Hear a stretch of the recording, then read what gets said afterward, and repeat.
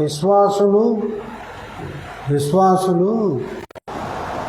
పరిశుద్ధ దినం యొక్క ప్రాముఖ్యత ఎరిగి కూడా ఈరోజు నిర్లక్ష్యంగా ఉన్నందువలన పంట పొలాలు పండడం లేదు, వర్షాలు రావటం లేదు, విపరీతమైన ఎండలు వచ్చేసినాయి. వాక్యం విని విడిచిపెడుతున్నారు. నేను డైరీ పెట్టుకోండి తీసుకోండి అని చెప్పాను, మీరు విడిచిపెట్టేస్తున్నారు. అట్లాగనే విశ్వాసులందరూ దేవుని వాక్యాన్ని అలాగా పక్కన పడేస్తున్నారు, విడిచిపెట్టేస్తున్నారు.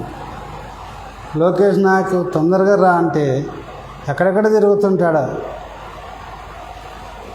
కదా, ఎంత నిర్లక్ష్యం. కాబట్టి మనిషి యొక్క నిర్లక్ష్యం వలన దేవుని దీవెనలు పొందలేకపోతున్నారు. 10 ఆజ్ఞల్లో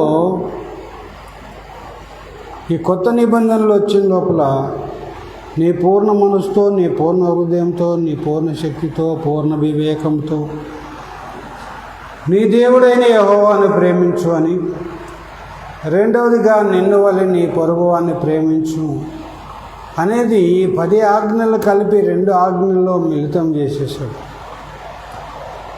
మానవుని కష్టాలకు సమస్యలకు అన్నిటికీ కారణము మానవుడే. ఎరిగి విశ్రాంతి దినము దేవుని మందిరంకి వచ్చి గణపరచాలి. ఆదివారం విశ్రాంతి దినము, పరిశుద్ధ దినము, పునరుద్ధ దినము, పవిత్ర దినం అని మనము వింటూ ఉన్నాం. కానీ చూడండి, వాక్యం చెప్తే వినాలని ఇంకా నేను పాటలు పాడిస్తూనే ఉన్నాను కానీ రావట్లేదు. ఒకరు చెప్తున్నప్పుడు మా స్నేహితుడు బాగా చెప్పాడు, నేను కూడా అలా సిద్ధపడాలనుకో ఎంకరేజ్ అవుతారేమో అని పాటలు పాడుతూ ఉన్నారు కానీ రావట్లేదు. ఇది నిర్లక్ష్యం కాదా? దేవుని మందిరం అంటే నిర్లక్ష్యం కాదా? ఆదివారం అంటే నిర్లక్ష్యం కాదా? యేసుదాసు చెప్పాను, ఆదివారం ఏమి పని పెట్టుకోవద్దు భయ్, ఎంత లాభం వచ్చినా అంటే వస్తున్నాడు, క్రమంగా రెగ్యులర్గా వస్తున్నాడు. కొంచెం టయానికి వస్తే ఇంకా బాగుంటుంది. దేవుని మందిరాన్ని ఆదివారం అంటే దేవుడు మానవుని కొరకు చనిపోయి తిరిగి లేచిన దినం ఇది. ఈ రోజుల్లో ఇంట్లో వాళ్ళు ఎవరైనా చనిపోతే ఏం చేస్తారు? కరెక్ట్గా అదే రోజు వచ్చింది అనుకోండి, ఏం చేస్తారు? ఫలానా రోజు చనిపోయాడు, ఫలానా డేట్లో చనిపోయాడు, మళ్ళీ ఆ డేట్ వచ్చినప్పుడు ఏం చేస్తారు?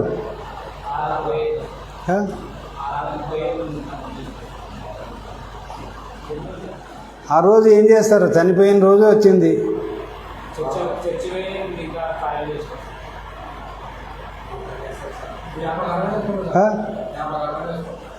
జ్ఞాపకార్థ కోటికి చేస్తారు. మరి ఆదివారము ఆయన సిలువను మనం జ్ఞాపకం చేసుకోవడానికి రాకూడదా? మీరు 6 రోజులు పని చేసుకోండి, 7వ రోజు ఒక్కటి రాండి అంటే ఒక్కరోజు రావడానికి నిర్లక్ష్యం కాదా? ఇలాంటి వ్యక్తులతో దేవుని ఆశీర్వాదాలు పొందుతారా? దేవుని సన్నిధినే నిర్లక్ష్యం చేసేవారికి దేవుని ఆశీర్వాదాలు వస్తాయా?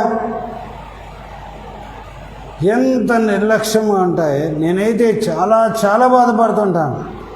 ఏంటి ప్రభువా, నేను ఇంత దూరం నుండి వస్తున్నాను, 15 కిలోమీటర్ల నుండి వస్తున్నాను, ఇక్కడ ఉండి రావడం లేదే, గేటు కూడా తాళం చేయట్లేదు. నేను వచ్చి బండి ఆపుకొని గేట్ తీసుకొని రావాల్సి వస్తుంది. ఏదైతే వస్తున్నాను, ఎక్సిలేటర్ తిప్పితే ఎక్సిలేటర్ వైర్ తెగిపోయింది. దాన్ని మళ్ళీ తీసి వైర్ స్టార్ట్ చేసుకొని వైర్ లాగుతూ ఏళ్ళుతో నొప్పేస్తుంది. ఇదంతా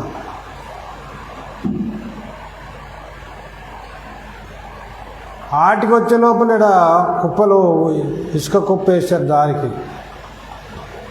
ముందే నడపడానికి కష్టంగా ఉంటే ఆడ ఇసుక వేసారు బాగా.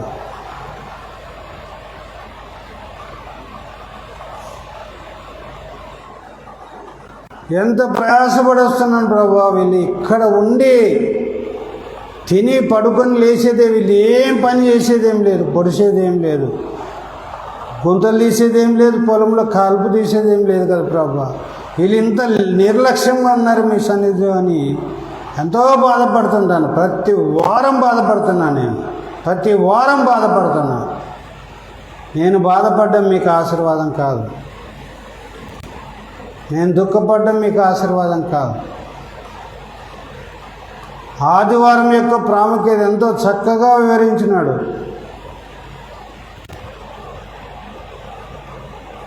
మీ వల్ల మీ వెనకలు ఉండేవారు మీ నిర్లక్ష్యాన్ని బట్టి వాళ్ళు రాకుండా అయిపోతున్నారు. వాళ్ళే పోవడం లేదు, ముందున్న వాళ్ళు మేము.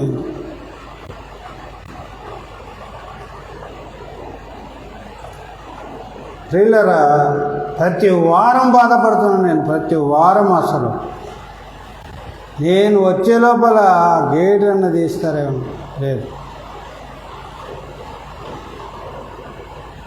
దేవుని సన్నిధికి వెళ్ళాలని ఉంటే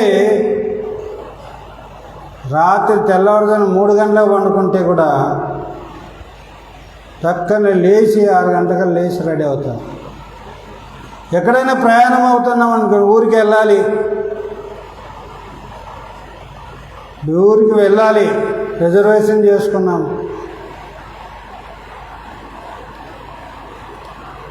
3 గంటల వరకు మేల్కొని ఉన్నాం కదా అని 5 గంటలకు ట్రైన్ వెళ్ళకుండా ఉంటామా? 5 గంటల బస్సుకు వెళ్ళకుండా ఉంటామా? టక్కన లేస్తాం. వెళ్ళాలి అనే ఒక ఆశ, తృష్ణ ఉండాలి. నేను మహాదేవుని సన్నిధికి వెళుతున్నాను. ఎవరి సన్నిధికి? మహాదేవుని సన్నిధికి వెళుతున్నానని ఒక ఆశ, తృష్ణ ఉంటే టక్కన లేస్తాడు. ఎక్కడైనా ఊరికి వెళ్ళాలనుకుంటే 5 గంటలకు వెళ్ళాలనుకుంటే 2 సార్లు లేచి టైం అయిందేమంటే ఒలిక్కిపడి లేచి మళ్ళీ అరే ఇంకా టైం కాలేదని పడుకున్న దినాలు ఉన్నాయి. దేవుని యొక్క పరిశుద్ధ దినాన్ని, ఆదివారపు పునరుద్ధరణ దినాన్ని నిర్లక్ష్యం చేస్తే దేవుడు వ్యతిరేక అవుతాడంట. అదేనా? దేవుడు వ్యతిరేక అవుతాడంట. దేవుడే వ్యతిరేక అయితే మనల్ని కాపాడేవారు ఎవరైనా ఉండారా? దేవుడే వ్యతిరేక అవుతాడంట. విశ్రాంతి దినాన్ని నిర్లక్ష్యం చేస్తే, విశ్రాంతి దినాన్ని నిర్లక్ష్యం చేస్తే పంట పొలాలు పండవంట, వర్షాలు సమయానికి రావంట. అదే కదా ఇప్పుడు జరిగేది. అదే కదా ఇప్పుడు పంట పొలాలు పండుతున్నాయా? వర్షాలు వస్తున్నాయా? నీళ్ళు వస్తున్నాయా? కారణం ఏంటంటే ఆదివారం నిర్లక్ష్యం చేయడం వల్లనే, పరిశుద్ధ దినం నిర్లక్ష్యం చేయడం వల్లనే, దేవుడు అంటే భయం లేకుండా ఉండడం వల్లనే, దేవుని సన్నిధి అంటే భయం లేకుండా జీవిస్తున్నందువల్లనే విశ్వాసులు దేవుని ఆశీర్వాదం పొందలేకపోతున్నారు. దేవుడే విరోధి అయితే ఇంకా దీవించే వాళ్ళు ఎవరు? దేవుడే విరోధి అయిపోయినాడే నీకు. ఎవరు విరోధిగా చేసుకున్నారు? ఎవరు విరోధిగా చేసుకున్నారు దేవునికి? మనమే. నీ అంతకు నువ్వే విరోధిగా చేసుకున్నావు. ఎలాగ విరోధిగా అయిపోయావు? దేవుని సన్నిధి అంటే నిర్లక్ష్యం చేసి నీవు విరోధం తెచ్చుకున్నావు. దేవునితో వైరము తెచ్చుకున్నావు. దేవునికి విరోధిగా బ్రతుకుతున్నావు. సరి చేసుకోవాలి. భయాన్ని తెచ్చుకోండి. దేవుడంటే భయము తెచ్చుకోండి. మీకంటే ముందు నేను ఎందుకు వస్తున్నాను? మీరు ఎవరైనా ఏమైనా అంటారనా? కాదు, దేవునికి భయపడి వస్తున్నాను. పిల్లల్ని నేను త్వరగా రండి, టయానికి రండి అని నేను చెప్పేవాడిని. నేను లేటుగా వస్తే అది చెడ్డ మాదిరి అవుతుందని దేవునికి భయపడి వస్తున్నాను, మీకు కాదు భయపడి. మీరు నన్ను ఎవరు ఏమనలేరు. మీరు అంటారనో అనరనో కాదు నేను వచ్చేది, దేవునికి భయపడే వస్తున్నాను. దేవునికి భయపడండి. దేవునికి భయపడకనే దేవుడంటే నిర్లక్ష్యం చేసే, దేవుని సన్నిధిని తృణీకరించే, దేవుని ఆశీర్వాదాలు పోగొట్టుకుంటున్నారు.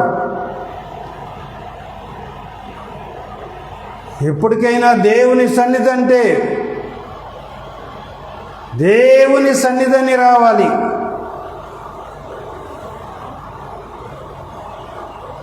సేవకుడని రాకూడదు, సేవకుడు ఏదో అంటాడని రాకూడదు, దేవుడు విరోధి అవుతాడని రావాలి. నేను వెళ్ళకపోతే దేవునికి విరోధిని అవుతాను. అంతే కదా, విశ్రాంతి దినాన్ని ఘనమించకపోతే దేవుడే విరోధి అవుతాడు. హలో, దేవుడే విరోధి అవుతాడు నీకు. దేవునికి విరోధి అవుతే ఇంకా ఎవరు మనల్ని కాపాడేవాడు ఉండరు. కాపాడేవాడే విరోధి అవుతే ఇంకెవరు మనల్ని కాపాడేది? విశ్రాంతి దినం యొక్క ప్రాముఖ్యతను చక్కగా విన్నాం. ఇంకా చేస్తే ఇంకా అర్ధగంట చెబుతట్టున్నాడు. అలాగే సిద్ధపడండి. ఇంకా మీలో కొందరు సిద్ధపడండి. నేను ఎప్పుడు చెబుతుంటాను, మీరు చదువుకుంటున్నా, మీరు ఉద్యోగాలు చేసినా, మీరు వ్యాపారాలు ఫ్యూచర్లో చేసినా, దేవుని పని అయితే మీరు చేయాలి. ప్రార్థన చేయమంటే సిగ్గుపడుతున్నారు, బైబిల్ చదవమంటే సిగ్గుపడుతున్నారు. దేవునితో మాట్లాడడానికి సిగ్గు ఎందుకు? భయం ఎందుకు? ప్రేమ కలిగిన దేవునితో నీవు మాట్లాడుతున్నావు. ప్రియులారా, అయితే దేవుని వాక్యంలోకి వెళ్దాము. మొదటి కొరింథీయులకు రాసిన పత్రిక 6వ అధ్యాయము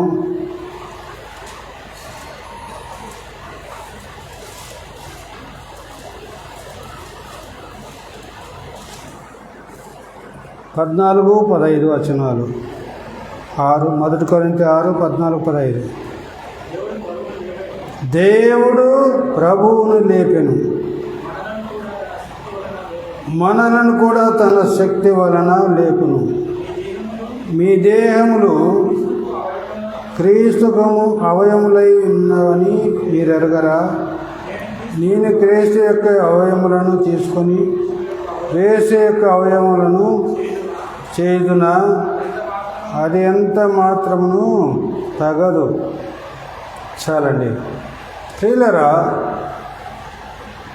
దేవుడు ప్రభువును లేపెను, మనను కూడా తన శక్తి వలన లేపును. దేవుడు ప్రభువును లేపాడు, యేసు ప్రభువును లేపాడు. ఎప్పుడు లేపాడు? 3వ దినం ఏ రోజు? ఆదివారమున లేపాడు. లేపిన ఆదివారము దినంలో మనం వచ్చి, మీ దేహములు క్రీస్తునకు అవయములై ఉన్నవని మీరు ఎరుగరా? ఈ దేహము దేవుని యొక్క అవయవాలు. ఈ శరీరము దేవుని యొక్క శరీరము. ఈ శరీరములో ఈ దేహము దేవుని ఆలయమైంది. ఈ దేవుని ఆలయములో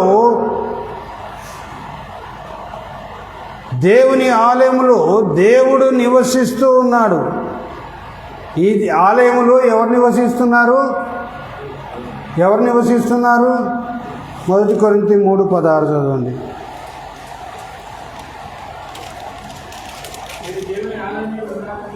మీరు దేవుని ఆలయమై ఉన్నారనియు దేవుని ఆత్మ మీలో నివసించుతున్నాడని. ఎక్కడ నివసిస్తున్నాడు? ఎక్కడ నివసిస్తున్నాడు చెప్పాలి, అందరు చెప్పాలి. ఎక్కడ? హలో, ఎక్కడ నివసిస్తున్నాడు? గట్టి చెప్పు. మనలో. Very good. మనలో నివసిస్తున్నాడు. ఇది మనము బాగా గుర్తుపెట్టుకోవాలి. ఇది మనము బాగా గుర్తించుకోవాలి. దేవుడు ఎక్కడున్నాడు? మనలో ఉన్నాడు. కొద్దిసేపు అందరు కళ్ళు మూసుకోనండి. నేను చెప్పే మాటలు వింటూ మీ కుడి చేయి మీ గుండె మీద పెట్టుకోండి. అందరు కళ్ళు మూసుకోనండి. కళ్ళు మూసుకొని గుండె మీద చెయ్యి. టోనీ ఎక్కడ పెట్టుకున్నాను? నీ చెయ్యి ఈడ పెట్టుకుంటున్నాను. ఈడ ఓయ్ చేతులేమి దయచేసి నువ్వేమి నీకు మళ్ళీ స్పెషల్ చెప్పాలనా? కళ్ళు మూసుకో. కళ్ళు మూసుకోనండి. నేను చెప్పే మాటలు జాగ్రత్తగా వినండి. తల పైకెత్తండి. అందరూ తల పైకెత్తి మీ హృదయం వైపు చూడండి. మీ హృదయం లోపలికి చూడండి. దేవుడు మీ హృదయంలో ఉన్నాడు. దేవుడు మీ హృదయంలో, మన హృదయంలో ఉన్నాడు. నీలో ఉన్నాడు, నాలో ఉన్నాడు. నీలో ఉన్నాడు, నాలో ఉన్నాడు.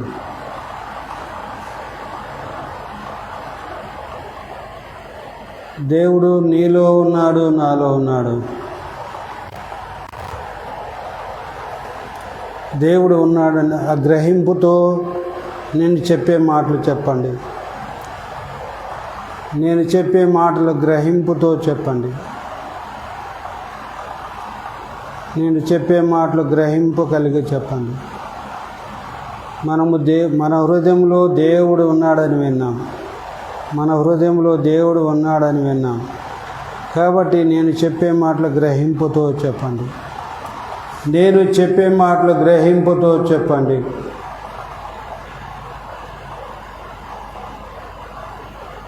యేసు నీవు నా హృదయంలో ఉన్నావు. యేసు నీవు నా హృదయంలో ఉన్నావు. యేసు నీవు నా హృదయంలో ఉన్నావు. యేసు నా యొక్క దేహమే నీకు దేవాలయమై ఉంది. యేసు నా దేహము నీకు దేవాలయమై ఉంది. యేసు నా దేహము నీకు దేవాలయమై ఉంది. యేసు నీవు నాలో ఉన్నావు. యేసు నీవు నాలో ఉన్నావు. యేసు నీవు నాలో ఉన్నావు. గ్రహింపుతో చెప్పండి. యేసు నీ హృదయంలో ఉన్నాడు. గ్రహించండి, ఊరికే కాదండి. దయచేసి గ్రహింపుతో చెప్పండి. యేసు నీవు నా హృదయంలో ఉన్నావు. యేసు నీవు నా హృదయంలో ఉన్నావు. చేయబెట్టుకోవాలి.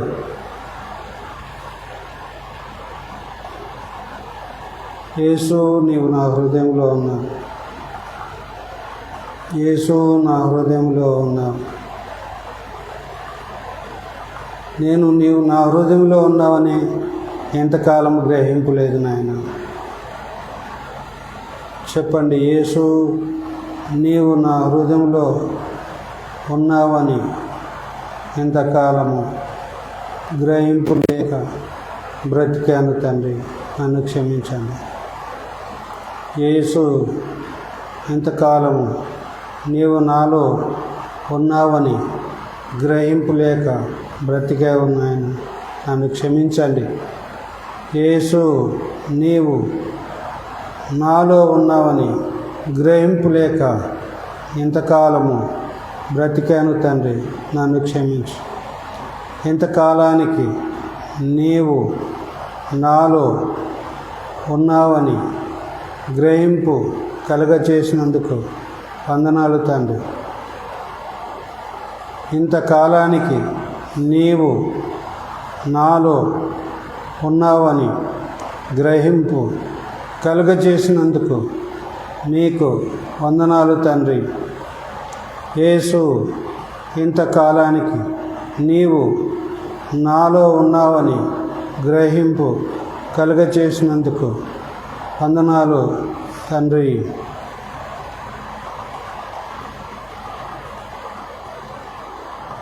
మీరు దేవుని ఆలయమై ఉన్నారని, దేవుని ఆత్మ మీలో నివసించుచున్నాడని మీరు ఎరగరా అన్న మాటను బట్టి నీవు నాలో ఉన్నావని నమ్ముతున్నాను ప్రభువా.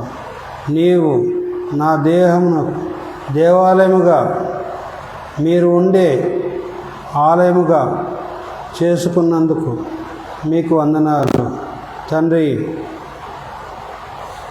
ఈ దేహాన్ని మీరు నివాసం ఉండే ఆలయముగా చేసుకున్నందుకు మీకు వందనాలు.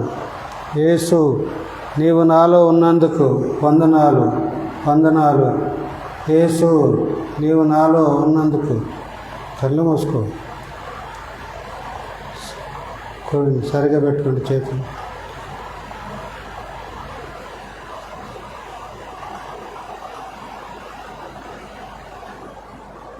నీకు ఎన్ని సమస్యలు ఉన్నా నీ సమస్యలన్నీ బయటనే ఉన్నాయి. ఎన్ని కష్టాలైనా అన్నీ బయటనే ఉన్నాయి.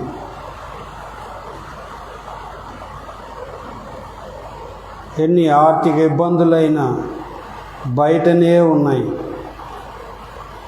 ఎన్ని శోధనలైనా సమస్యలైనా అన్నీ బయటనే ఉన్నాయి. అయితే నీ భయాలు, నీ కష్టాలు, నీ సమస్యలు, నీ శోధనలు, నీ వేదనలు తొలగించేవాడు నీ లోపల ఉన్నాడు. నీ లోపల ఉన్నాడు. నీ లోపల ఉన్నాడు. నీ కష్టాలు, నీ సమస్యలు, నీ శోధనలు, నీ వేదనలు తొలగించేవాడు నీలోనే ఉన్నాడు. దీన్ని స్ట్రాంగ్గా బిలీవ్ చేయి. దీన్ని స్ట్రాంగ్గా 1 కొరింథీ 3:16 వచనాన్ని నీవు బలంగా నమ్ము. యేసు నాలో ఉన్నాడు. నేను దేవుని ఆలయాన్ని. యేసు నాలో ఉన్నాడు. నేను దేవుని ఆలయాన్ని. నువ్వు బలంగా నమ్ము. నీకెన్ని కష్టాలు, సమస్యలు, శోధనలు, బాధలు, వేదనలు, అప్పులు ఎన్ని ఉన్నా అవి బయటనే ఉన్నాయి. వాటన్నిటిని తొలగించేవాడు నీ లోపల ఉన్నాడు. వాటన్నిటి నుంచి విడిపించేవాడు నీలో ఉన్నాడు. నీ సమస్యల నుంచి విడిపించేవాడు నీలోనే ఉన్నాడు. నీకు ఆర్థిక ఇబ్బందులు తొలగించేవాడు నీలోనే ఉన్నాడు. నీవు దేని గురించి భయపడుతున్నావు? అవన్నీ బయటనే ఉన్నాయి. అవన్నీ బయటనే ఉన్నాయి. అవి నిన్ను భయపెడుతున్నాయి. ప్రతిరోజు నిన్ను భయపడుతున్నాయి, వణికిస్తున్నాయి, దుఃఖానికి గురి చేస్తున్నాయి, నిద్ర లేకుండా చేస్తున్నాయి. ప్రియులారా, ఇప్పుడు వాటిని చూడొద్దండి.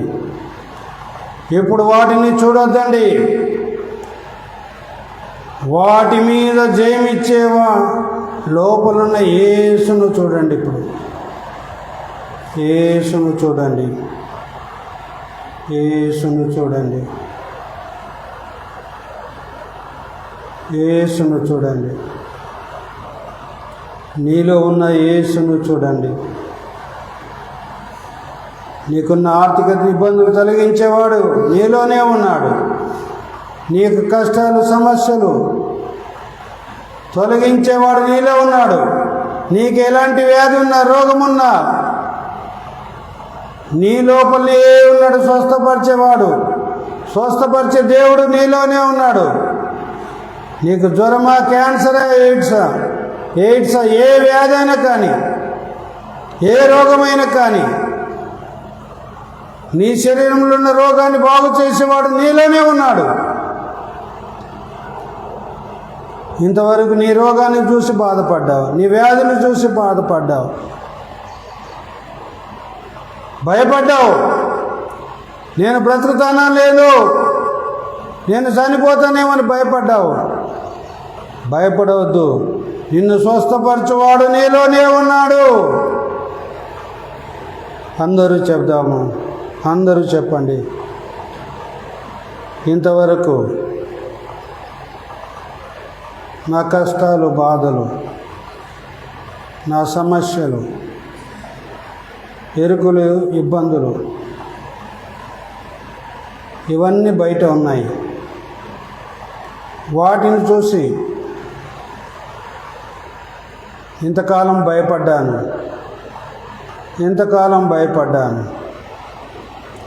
వాటిని అన్నిటి నుంచి విడిపించేవాడు నాలో ఉన్నాడని గ్రహింపు లేకుండా బ్రతికాను.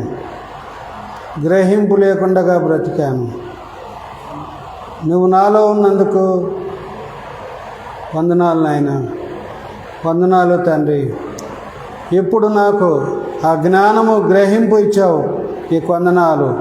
నాలోనే ఉన్నావనే జ్ఞానము, గ్రహింపు ఇప్పుడు ఇచ్చావు, నీకు వందనాలు.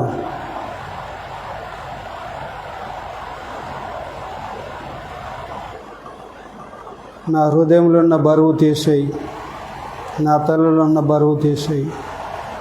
యేసు, నా హృదయంలో ఉన్న బరువును తీసేయి, నా తలలో ఉన్న బరువును తీసేయి. యేసు సమాధానం,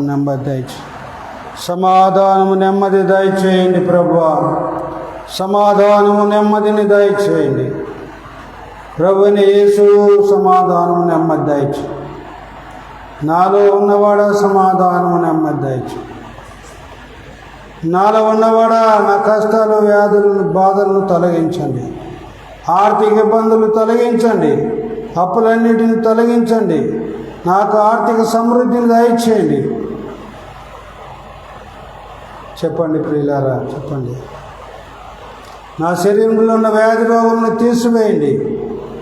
నీ లోపల చూడండి, మీ లోపల ఉన్న యేసును చూస్తూ చెప్పండి. ఇంతవరకు బయట చూసి మాట్లాడావు, ఇప్పుడు నీలోనే నీవు చూడు. నీలో ఉన్న యేసును చూస్తూ మాట్లాడు, అలవాటు చేసుకో. ప్రభువైన యేసు, నాలో ఉన్నావు, నీకు వందనాలు. ప్రభువైన యేసు, నీవు నాలో ఉన్నావు, నీకు వందనాలు. సర్వశక్తి కలిగిన దేవా, నీవు నాలో ఉన్నావు, నీకు వందనాలు. సర్వశక్తి కలిగిన దేవా, నీవు నాలో ఉన్నావు, నీకు వందనాలు. మీరు దీవించండి. ఇటు గ్రహింపు నేను ఎల్లప్పుడూ కలిగి జీవించే భాగ్యం దయచు.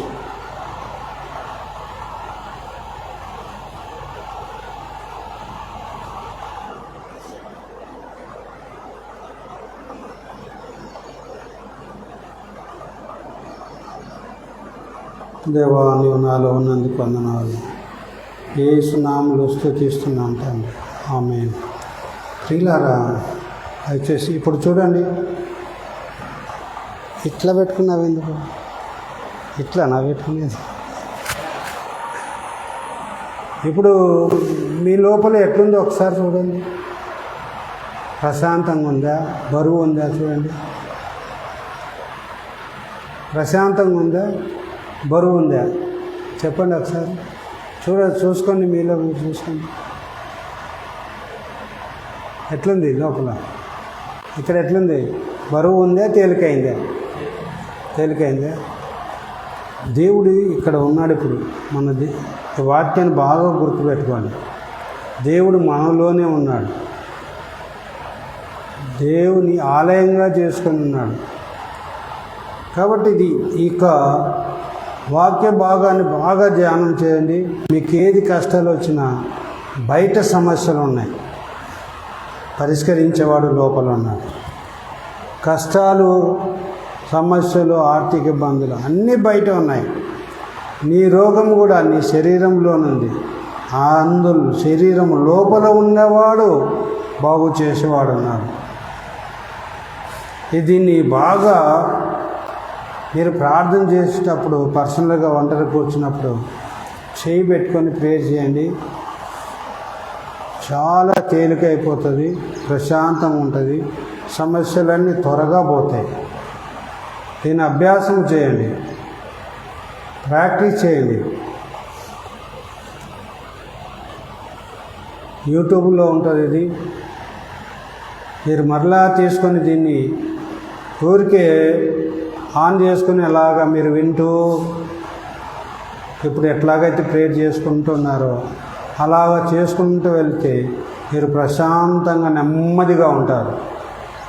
త్వరగా మీ సమస్యలు పోతాయి, త్వరగా మీ సమస్యలు పోతాయి.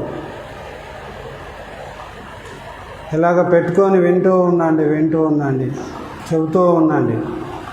త్వరగా మీ సమస్యలు పోతాయి, త్వరగా పోతాయి. ఒక గ్రహింపుతో మీరు చెప్తున్నారు. గ్రహింపు ఇక్కడ ఉన్నాడు. గ్రహింపు లేకుండా కాదు. ఇంతవరకు గ్రహింపు లేకుండా ఊరికే ఏదో ప్రార్థన అంటే ప్రార్థన చేస్తున్నారు. ఇప్పుడు గ్రహింపు కలిగి మీరు చెబుతున్నప్పుడు ఒక స్పృహ, ఒక అనుభూతి. ఇప్పుడు మీరు బాగా హృదయమంతటితో మీరు చేసినట్లయితే మీ హృదయాలు అందరూ తేలికైనాయి. హృదయం అంతా ప్రశాంతంగా ఉంటుంది.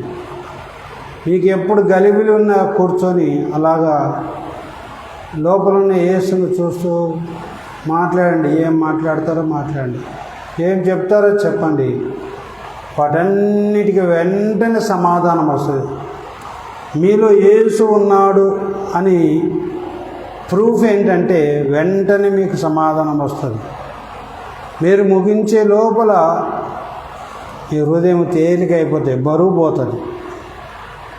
అదే గుర్తు, మీ లోపల ఉన్నాడన్నదానికి గుర్తు. యేసు మీలో ఉన్నాడు అన్న సత్యానికి నిదర్శనం అది. మీరు ప్రశాంతంగా అయిపోతారు, నెమ్మదితో నింపబడతారు. తర్వాత మీ సమస్యలు కూడా త్వరగా వెళ్ళిపోతాయి, త్వరగా వెళ్ళిపోతాయి. గ్రహింపు లేకుండా నిర్లక్ష్యముగా అపనమ్మకంగా మాట్లాడితే జరగవు. స్పర్శ కలిగి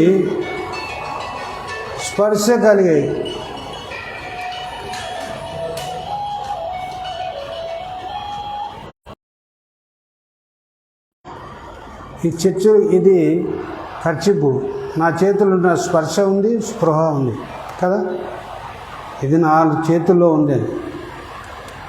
ఇక్కడ కూడా యేసు ఉన్నాడని స్పృహ ఉండాలి, స్పర్శ ఉండాలి. ఇక్కడ ఉన్నాడని స్పృహ ఉండాలి, స్పర్శ ఉండాలి, ఈ అనుభూతి ఉండాలి. స్పర్శ, స్పృహ, అనుభూతి చేస్తుంటే ప్రశాంతంగా అయిపోతారు, నెమ్మదిగా అవుతారు. నెమ్మదిగా అయిపోతారు. ప్లస్ త్వరగా సమస్యలు పోతాయి. మీ శోధనలు, మీ కష్టాలు త్వరగా పోయే మార్గం ఇది. త్వరగా పోతాయి. మీరు ప్రాక్టీస్ చేయండి, ఇది అభ్యాసం చేయండి. మీ లైఫ్ అట్లా టాప్కి వెళ్ళిపోతుంది, టాప్లో వెళ్ళిపోతారు. ఇదొక్కటి మీ లైఫ్లో బాగా అభ్యాసం చేస్తుండండి. మీ లైఫ్ టాప్లో వెళ్ళిపోతుంది. మామూలు సబ్జెక్ట్ కాదు ఇది, టాప్ ఎండ్లో వెళ్ళిపోతారు. మీరు వెళ్ళిపోయి చేస్తుంటే సమాధానం వచ్చి దేవుని ఆత్మ, మీ ఆత్మ ఇలాగా ఒక్కటైపోతుంది. ప్రశాంతత వచ్చేస్తుంది, నెమ్మది వచ్చేస్తుంది, తేలికైపోతుంది. మీరు ఎంత బాగుంటారో అంత కనెక్ట్ అవుతారు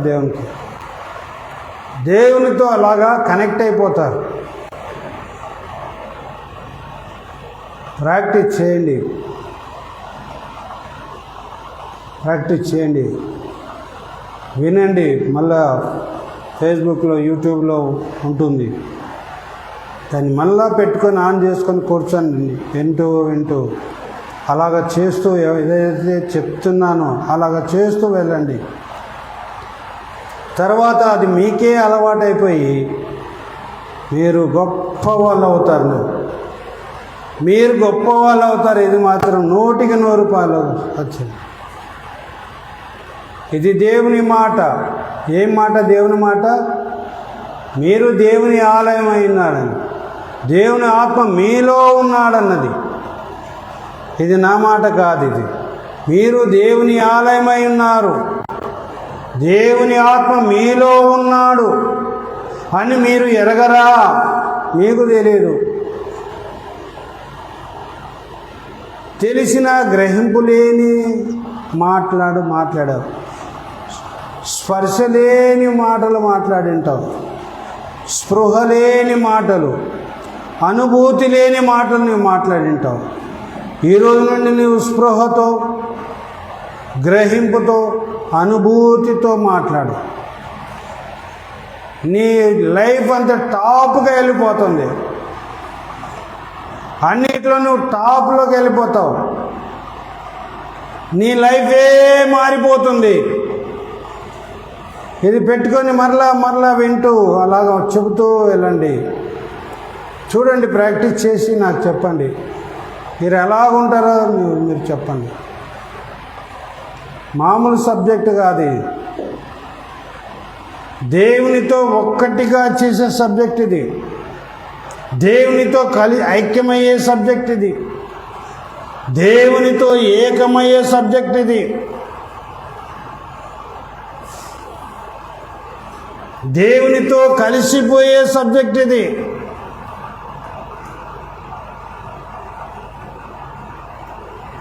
కూర్చొని స్పృహ కలిగి, గ్రహింపు కలిగి ప్రార్థన చేస్తూ రండి. దేవుడు మీ జీవితంలో గొప్ప అద్భుతములు చేస్తాడు. ప్రార్థన చేసుకుందాం. పరిశుద్ధుడా, ప్రేమ కలిగిన తండ్రి, ఈ పాదములకు వందనాలు, స్తోత్రాలు తండ్రి. ఇదిగో నాయన, ఒక మంచి విలువైన వాక్య బోధన మీరు అందించారు. ఈ వందనాలు. నీ బిడ్డలు అందులో ప్రయాణించడానికి సహాయం చేయండి. మీరు మాలో ఉన్నారని, మేము మీరు నివసించే దేవుని ఆలయమై ఉన్నామని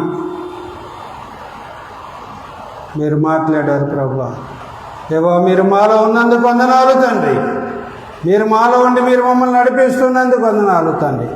మా కష్టాలు, వ్యాధులు, బాధల్లో, రోగాల్లో, ఇరుకులు, ఇబ్బందుల్లో, ఆర్థిక సమస్యల్లో మీరు మాలో ఉండి మేము మీ వైపు చూసినప్పుడు మీరు లోపలుండి వాటిని, బయట ఉన్న వాటిని తొలగించి వేస్తున్నారు. కష్టాలు, వ్యాధి, రోగాలు, ఆర్థిక ఇబ్బందులు అన్నిటినీ తొలగించి వేస్తున్నారు ప్రభు. నీకు వందనాలు. ఆ గ్రహింపు, మీరు మాలో ఉన్నారని గ్రహింపు ఎల్లవేళలా కలిగి ఉండినట్లుగా, స్పృహ కలిగి ఉండినట్లుగా, గ్రహింపు కలిగి ఉండినట్లుగా, అనుభూతి చెందుతూ ఉన్నట్లుగా దేవా మీరు మాకు సహాయం ఇచ్చేయండి. యేసు పరిశుద్ధ నామంలో ప్రార్థించి పొంది వేడుకుంటూ ఉన్నాము తండ్రి. ఆమేన్. తండ్రి యొక్క ప్రేమ, కుమారుని యొక్క కృప, పరిశుద్ధాత్మని యొక్క నిత్య సహవాసము, సమాధానము ఇప్పుడు ఎల్లప్పుడూ ఆయన మనలోనూ ఉన్నాడని గ్రహింపు కలిగి స్పృహ కలిగి అనుభూతి కలిగి ఉన్నట్లుగా పరిశుద్ధాత్మదేవుడు మనకందరికీ సహాయం చేయను గాక.